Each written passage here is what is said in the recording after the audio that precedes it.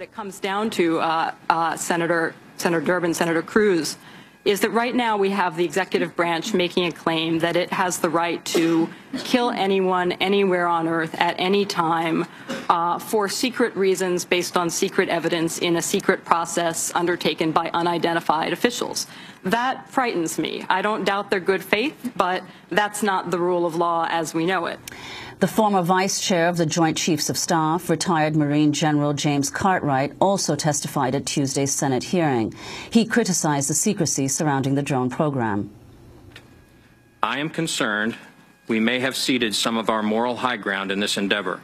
While I continue to support the objectives of this campaign, I commend to the committee for its consideration the recommendations in my written and oral statements.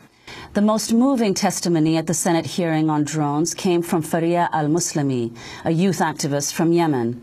His family's village was hit by a U.S. drone strike last week. I am from Musab, a remote village mountain in Yemen. Just 6 days ago, my village was struck by an American drone in an attack that terrified the region's poor farmers. Musab is my village, but America has helped me grow up and become what I am today. I come from a family that lives off the fruit, vegetables, and livestock we raise in our farms. My father's income rarely exceeded $200. He learned to read late in his life, and my mother never did. My life, however, has been different. I am who I am today because the U.S. State Department supported my education.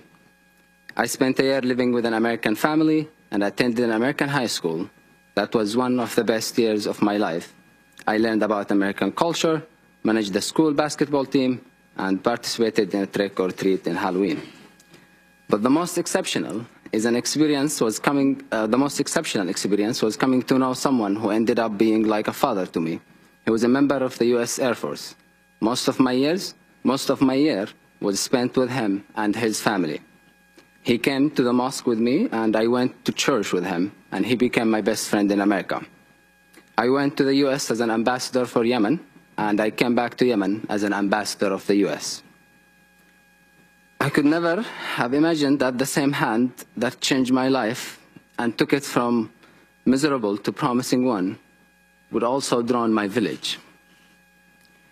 My understanding is that a man named Hamid al-Radami was the target of a drone strike. Many people in Wisab know al-Radami, and the Yemeni government could easily have found and arrested him. Al-Radami was well-known to government officials and even to local government, and even local government could have captured him if the U.S. had told them to do so. In the past, what Wisab's villagers knew of the U.S. was based on my stories about my wonderful experiences here. The friendships and values I experienced and described to the villagers helped them understand the America that I know and that I love. Now, however, when they think of America, they think of the terror they feel from the drones that hover over their heads, ready to fire missiles at any time. What a violent militants had previously failed to achieve, one drone strike accomplished in an instant. There is now an intense anger against America in Wisab. This is not an isolated instance. The drone strikes are the face of America to many Yemenis. I have spoken to many victims of U.S. drone strikes, like a mother in Jaar who had to identify her innocent 18-year-old son's body through a video in a stranger's cell phone. Or the father in Shakra who held his 4- and 6-year-old children as they died in his arms. Recently in Aden, I spoke with one of the tribal leaders present in 2009 at the place where the U.S. cruise missiles targeted the village of Al-Ma'jala in Lawdar, Abian. More than 40 civilians were killed, including 4 pregnant women. The tribal leader and others tried to rescue the victims, but the bodies were so decimated that it was impossible to differentiate between those of children, women, and their animals. Some of these innocent people were buried in the same grave as their animals. In my written testimony, I provided detail about the human cost of these and other drone strikes based on interviews I have conducted or have been part of. I have a personal experience of the fear they cause. Late last year, I was in Abyan with an American journalist colleague. Suddenly, I heard the buzz.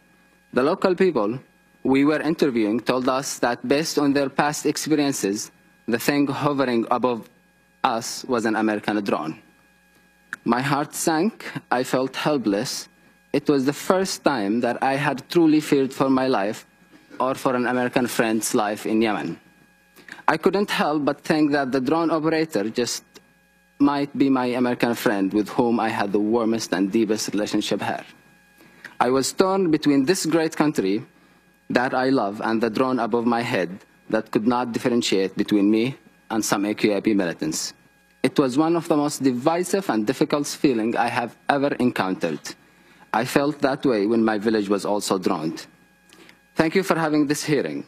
I believe in America, and I deeply believe that when Americans truly know about how much pain and suffering the U.S. airstrikes have caused, and how much they are harming efforts to win hearts, minds, and ground in Yemen, and hearts and minds of the Yemeni people, they will reject this devastating, targeted killing program. Thank you.